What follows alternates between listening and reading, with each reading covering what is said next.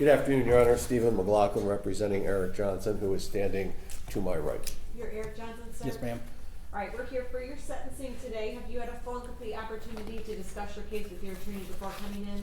Yes, ma'am. All right, I'm gonna remind you that back on September 26th of 2025, you pled guilty to counts 1 and 3 of an information dated July 31st, 2025. Count 1 was reckless driving causing serious impairment of body function. That can give you up, that is a felony, could give you up to 5 years in prison. Count 3 was misdemeanor reckless driving, and that could give you up to 93 days in jail. The plea was to counts 1 and lesser count 3, and the OPA said they would, the prosecuting attorney said they would continue their recommendation at the bottom of guidelines plus probation. Is that what you remember agreeing to back then, sir? I remember pleading no contest, ma'am, yes. Oh, no contest, I'm sorry. Mr. McLaughlin, is that what you remember the terms of the agreement being? Yes, Your Honor. Okay, and Ms. Huber? I remember the agreement being a keep rec for the OPA. Was that? Okay. That's what I was trying to say. Okay, But yes, thank you. keep rec. All right. Yes. Thank you. You're welcome. So we have the guidelines that have been scored by the Michigan Department of Corrections for this Class E felony. The Department of Corrections has scored Mr. Johnson at 0 to 11 months minimum. Ms. Huber, would you agree with the scoring? I do not, Your Honor. Okay. I discussed this with Attorney McLaughlin as well. I think both parties were expecting a 0 to 14 guideline range, and I think how we get there is OV4, Your Honor, I believe should be scored at 10 points. I think that's been pretty evident given the victim's impact statement with regard to how this has impacted his life, the medical procedures he's had that he will continue to have. So far, he has not recovered fully from his traumatic brain injury, and hasn't been working, all of which I think, and kind of the mental state that he has suffered since this incident is articulated in the victim impact statement. So I do believe OV4 should be scored at 10, and I have a few others as well. Would you like me to keep going? Yes. Why don't you just list everything? Thank you. And then OV12, I believe, should be scored for 10 points for counts 2 and 4, which were dismissed. Also, I believe OV17 should be 10 points. Right now it is scored at 5 points, but I believe the language for 10 points actually indicates a reckless disregard, which led to reckless driving causing serious impairment of injury. So I don't believe the 5 points is quite sufficient for OV17. That should get us to 56 points, I believe.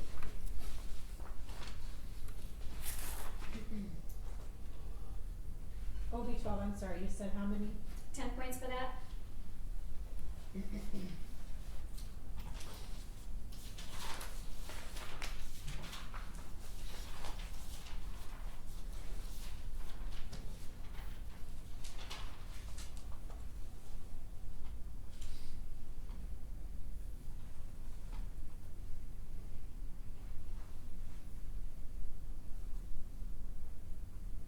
Just one moment.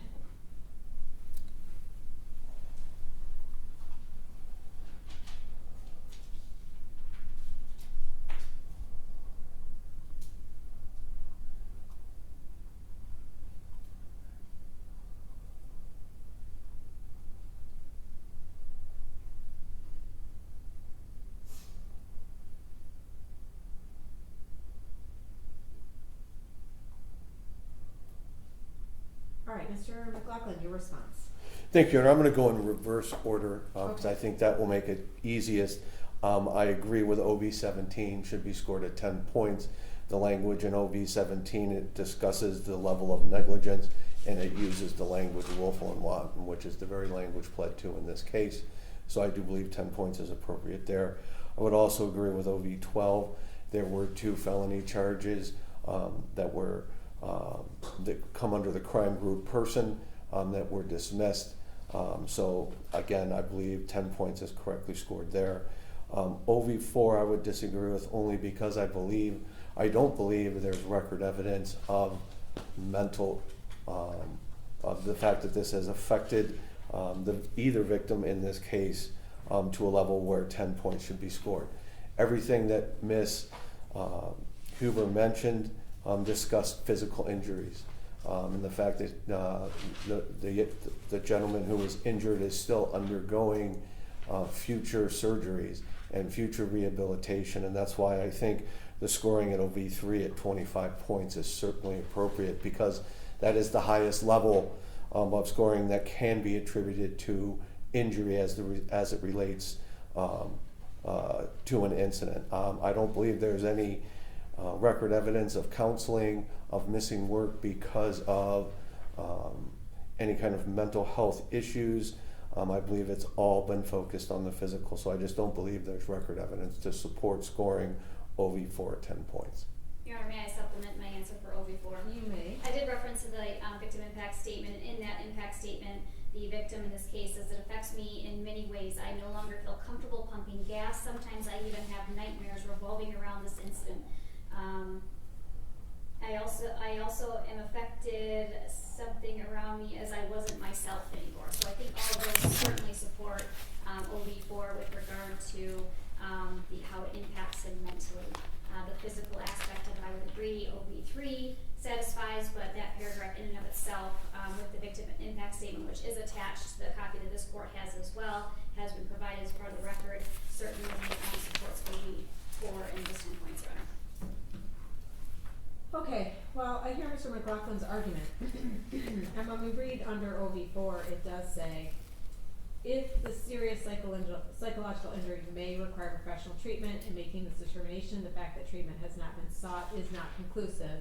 So the question is, if him saying this affects me in many ways, I no longer feel comfortable pumping gas, I have nightmares revolving around the incident, and it has affected everyone around me as I wasn't myself anymore. I think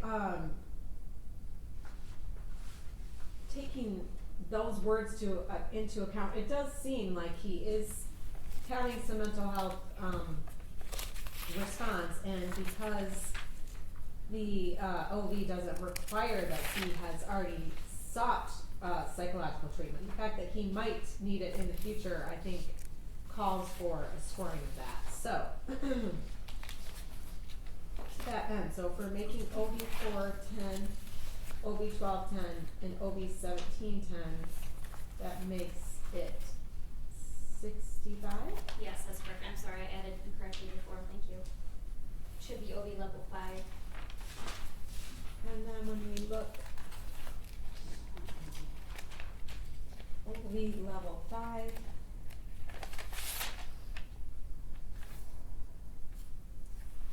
and so, yes, 0 to 14 is what we end up with. Do you agree with that, Mr. I do. McLaughlin? Okay.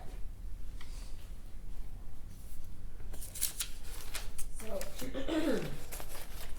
I reflected those changes on the sentencing information report.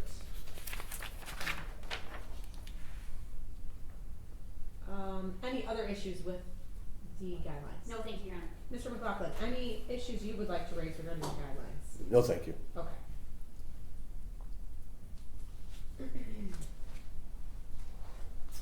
We also have a pre-sentence investigation report dated November 12th of 2025, prepared by Stacy Fulbright. Ms. Huber, have you reviewed it? Do you have any additions, corrections, or deletions? I have reviewed it and I have no changes, Your Honor. Thank you. Mr. McLaughlin, same question, but have you also reviewed it with your client? I have, Your Honor. We have just a couple minor changes as it relates to education. If we look at CFJ 101, page number 1, under highest grade completed, it says high school diploma. My client did have a Bachelor of Science from Western Michigan University in psychology. And then Okay. if we move forward to CFJ 284, page 4, we go to the third paragraph from the top. In the first sentence, it again refers to him having reached a high school diploma. Sorry, I was writing, what page was that? Page 1. So no, I got page 1 on 101, now where are you? CFJ 284, Okay. page 1. Okay.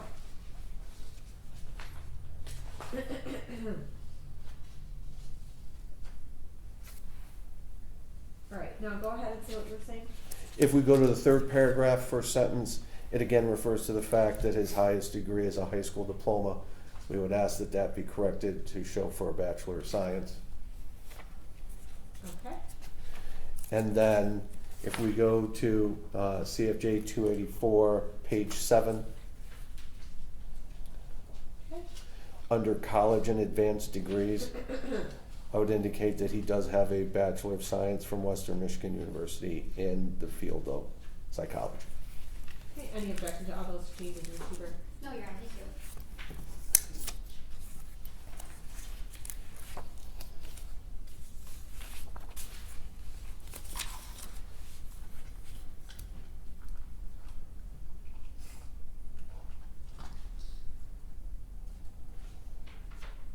All right, any other changes, Mr. McLaughlin? No, thank you. Okay. Ms. Huber, do you wish to speak or have any others speak before sentencing is imposed? Yes, Your Honor, thank you. Your Honor, this case is a very serious crash that warrants serious accountability. In this state, as this court is well aware, driving is a privilege, it is not a right. And the reason for that is that care and caution must be used by drivers on these roads in this county, in this state, for the protection and safety of other people driving, of other people along the sidewalk and gas stations that may be harmed or killed because of reckless behavior. We have the defendant here before this court having pled to reckless conduct while driving, and it concerns me a little bit in reading the defendant's recollection of this event, as well as his family's writing in about their loved one, their family member, and always referring to this coughing attack that caused this incident. And to me, that's a little problematic because that's not reckless driving. What we're here for today is because his conduct, his chosen conduct that caused this very serious accident could have resulted in several fatalities. And what I'm referring to specifically is the fact that this defendant was speeding at 62 miles per hour immediately before striking these individuals and the victims in this case. And this is in a 40 mile per hour zone. There was no evidence of any braking whatsoever. After the crash, the defendant immediately tells the police officers that he's basically in a lot of trouble because he has no insurance on this vehicle, that the expired plates he'd get in trouble for as well. All this while driving for the company DoorDash. So those were all choices, Your Honor, that he made in broad daylight with other cars around, other people around, and the consequences of those choices, those actions, those reckless behaviors was why we're here today. It's not because he had a coughing fit, and this is purely just an accident outside of his normal conduct, which, I will acknowledge that this defendant has no prior history, which is, frankly, I think reflective in the guidelines here today, but I think it should be noted that this entire incident is because of choices. It wasn't an accident. This wasn't a coughing fit. He was speeding. He was on the roadway illegally, and so he was not exercising caution and care that he is required to exercise. And as a result of that, we have several victims here who were seriously injured, one of whom, Jacob Kraft, is here in the audience. I'm going to ask him in a moment if he has changed his mind with regard to addressing the court, but he and I have had several conversations. I would note his serious injuries that he sustained. He has a traumatic brain injury. He's not fully recovered from that. He still has memory issues. He's been going through physical therapy, occupational therapy. He had fractures in his facial region initially. He was in respiratory failure. He went to Mary Free Bed for several weeks, and this was just one of the several other people that were struck that day because of defendant's actions and choices that he made, not because of an unknowing coughing fit that he couldn't control. So, there were repercussions for those choices and serious ones. Jacob is a 21-year-old who has the rest of his life to hopefully not have to deal with these things, and that the memory loss will resolve itself, but that is to be seen yet. So right now his therapist is having him write things down, calendar things, so he can remember those things. So right now, as of this moment, these injuries are still sustaining for this young man. In talking to Jacob and his family about what they believe is the appropriate sentence for this defendant, they have been surprisingly very reasonable. They were concerned for the defendant, in fact. They asked about his family. They asked about his job. Does he have anyone to provide for? I found that a little refreshing, actually, but at the same time, they also wanted some kind of accountability, but they did it in a way where they wanted to kind of know the full story. So we shared that information with them, and the last time I spoke to Jacob, he indicated that he thought 6 months in jail would be appropriate for what he has done to his life, the so far permanent damage that this defendant has caused. And that, of course, is just coming from Jacob. There were several other people who were injured that day as well. Some not as seriously, of course, but Jacob is here, and I'm just going to turn to him at this point and see if he would like to add anything from what I've said. Jacob, would you like to address the court? No? Okay. So he is indicating no, Your Honor. I would also add with regard to restitution that right now Jacob has been forced to be off work for 6 months. Those are lost wages that he's asking for, as well as his vehicle was totaled in the gas station when it was struck by the defendant. He's asking for $18,000. That would be reflective of those lost wages. He worked at Graphic Packaging full-time, as well as the $3,500 value that he placed on his vehicle. With regard to any medical expenses, it's my understanding that there could potentially be some kind of civil action with regard to that, so we're not asking for any medical expenses right now, even though there are out-of-pocket medical expenses. In the event that those are not covered, I would be supplementing this court with a motion to reopen this case and add restitution. And so for those reasons, Your Honor, and with everything in mind that Jacob has had to endure, I'm asking the court for 6 months in jail followed by probation. Thank you.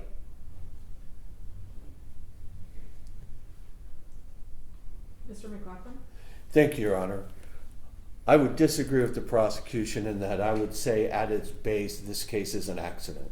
It's an accident that had some horrific effects and some people who were just injured in a way that you would wish on no one. And we certainly, it is our hope and our prayers that those people fully recover from the incident. But this was at its heart an accident. Did Mr. Johnson make poor decisions in driving without insurance and without a valid plate? Yes, he did. But those aren't the causes of the accident. He wasn't in an accident that day because he didn't have insurance or because his license plate wasn't valid. The cause of this accident was a coughing fit. And if you go back to his initial statement immediately to the police officers on scene, when they ask him what happened, that is what he explains to them. And that is what he has maintained throughout this case. Mr. Johnson is a 49-year-old male. He is a longtime resident of Kalamazoo. He's left to pursue things in other parts of the country, but ultimately returned home. He is a graduate of Western Michigan University, as I also pointed out. He, though he has not the ability to drive at this time, is still employed working for Qdoba. He is an active member in his community, and he enjoys the support of his family, his sister and her husband, and his parents, who, though they live in Arizona, have appeared for every court hearing that has occurred in this case. And I would now turn my attention or my comments to March 19th, 2025. My client was driving on that day, and he was delivering for DoorDash. And as he was driving down Westnedge, he didn't have a coughing fit. And that caused him to lose control of his vehicle. And if you look at the data that was referred to by the prosecutor, and the fact that he didn't hit his brakes and that he had accelerated, that those behaviors are consistent with someone who is coughing uncontrollably and not thinking about the pressure they're placing on the gas pedal. And the fact that there was no attempt to swerve, or there's no reports that he was weaving in and out of traffic. There's no reports of any other bad driving other than this incident that occurred in seconds when he lost control of his vehicle because of the coughing fit he was in. And so it is an accident that caused the injuries in this case. It wasn't something that was done intentionally. It was something that was done as the result of a coughing fit.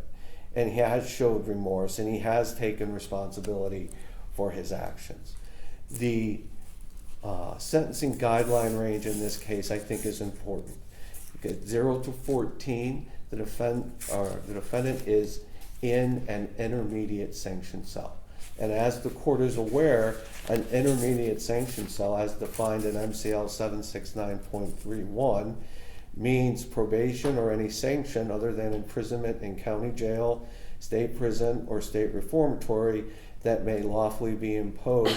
Intermediate sanction includes, but is not limited to, one or more of the following. It goes on to list different kinds of probation and programs that the court can sentence a person to.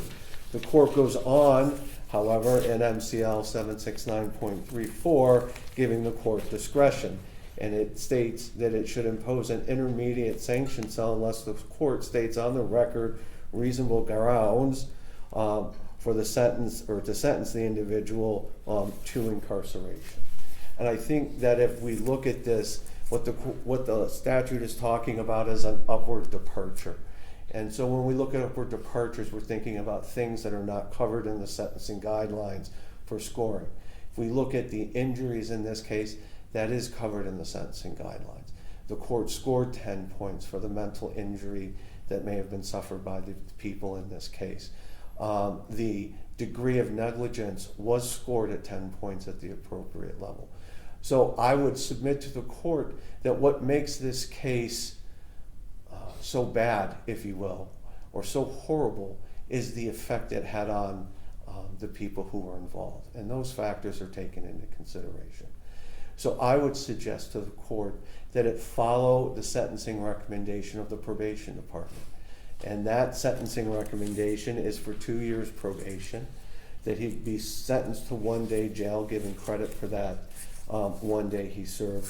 And then it goes through and lists several conditions of probation that he must complete in order to successfully complete probation.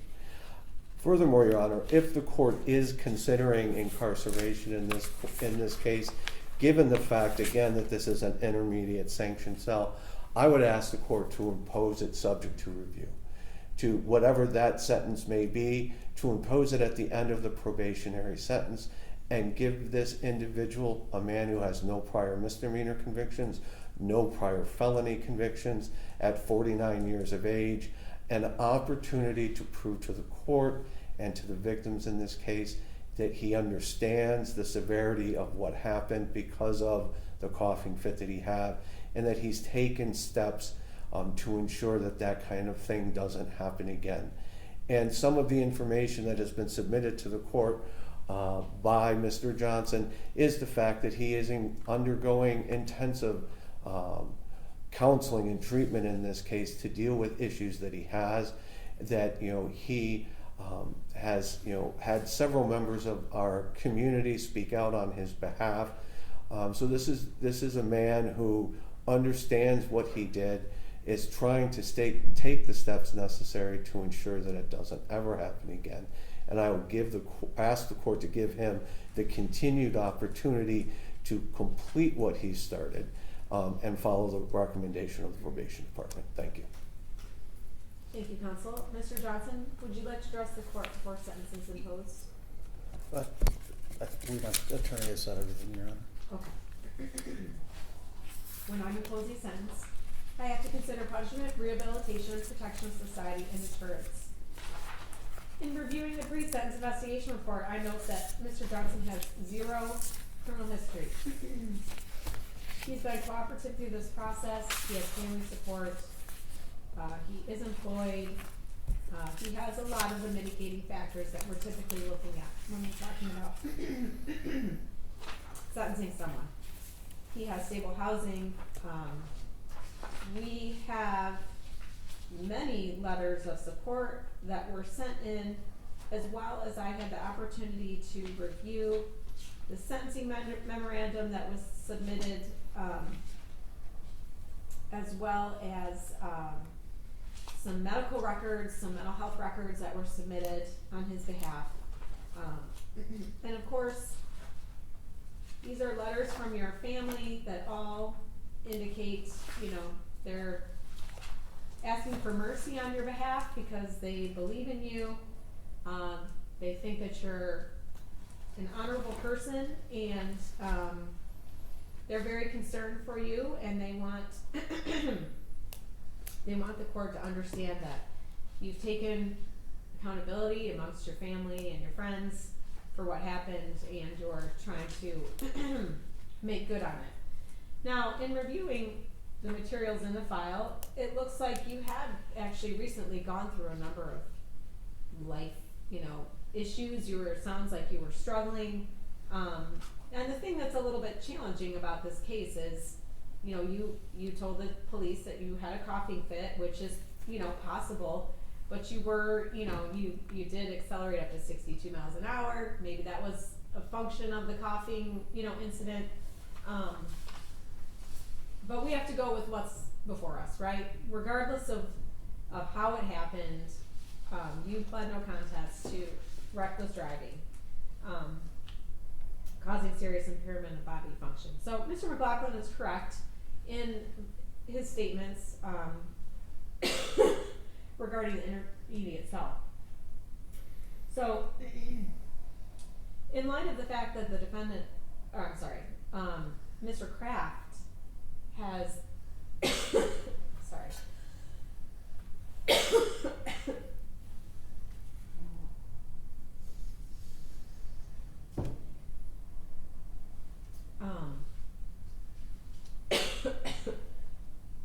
Sustained significant injuries he has, as well as other people were impacted by this accident. I do think it's appropriate to sentence you to 6 months jail subject to review. So as your attorney suggested, you will serve your probation, and if you are able to complete your probation successfully, then you don't have to worry about that jail subject to review. But if anything happens during the course of your probation, if you don't follow through with things that you're supposed to do, or anything else, you pick up anything, that's my message to myself, that I think 6 months jail would be appropriate if you are not able to successfully continue your probation. And that 6 months jail subject to review is based on the facts of the case, and I understand the argument Mr. McLaughlin is making, but we do have serious injuries here, as well as the facts around what happened just before the accident went down, including the speed at which he was going. And so I am going to follow the recommendation of Michigan Department of Corrections and sentence you to 2 years of probation. In setting the length and terms of your probation, I've considered rehabilitative objectives expressed through your compass needs evaluation, and I'm giving to your supervising MDOC agent the discretion to set the particular therapeutic goals you shall meet. These conditions are individually tailored, specifically addressing your assessed risks and needs, and are designed to reduce your recidivism. In terms of fines and costs, we have $130 for the crime victims fee. As to count one,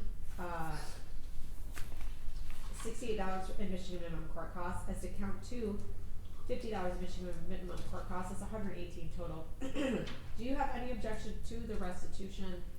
Your Honor, at this point in time, only because I've been shown no documentation in support of the numbers, I would ask that it be set for a restitution hearing. My hope is that I can work with the prosecution and we can agree on a number long before that hearing date, but I do at least need to do my due diligence and review the numbers before I can agree to anything. Fair enough. I think it's fair to ask for documentation supporting that, and I'm sure Ms. Huber will be able to provide that for you. I'm going to walk through the probation conditions.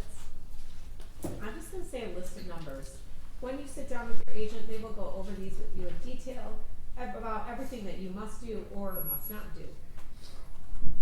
Those include 4.2, 4.16, 4.18, 4.19, 4.20, 4.21, 4.22, 4.23, 4.24, 4.25, 6.4, 8.0, which notes the 1 day jail with 1 day's credit for 1 day served, 9.01, and 9.03. There's also a $30 probation supervision fee, and then restitution will be settled at a future time. And I didn't indicate as to count two, the 2 year probation applies to that as well. I'm sorry, count 3. This sentence is presumptively proportionate as it is within the guidelines. Any bond is canceled. We have an appellate rights form for you, sir. You're entitled to file an application for leave to appeal the court's decisions. Form explains important rights regarding appeal.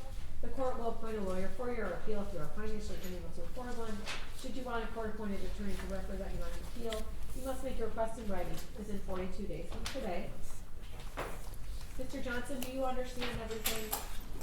Yes, ma'am. Any questions about the jail subject to review? You understand that concept? Yeah, just stay out of trouble. Correct, correct. Anything further from council? No, thank you. All right, make sure you report to your probation agent no later than tomorrow. And Would I do be you know able to where go that is today? on Healy Street? Yes, I'm aware where it is. Am I able to go today, or do they You need can time? go today, absolutely. You Okay. can go, get over there, go right ahead. And we'll get everything, posted up and hopefully they'll be able to, get you taken care of, okay? Yes, ma'am. All right, good luck, sir. Thank you. Hope you feel better, Your Honor. Thank you, I'm struggling today. Yeah. Do you, hold on, we'll get you a restitution hearing date as well. Okay. Just so we have one. Okay. Restitution hearing, yeah.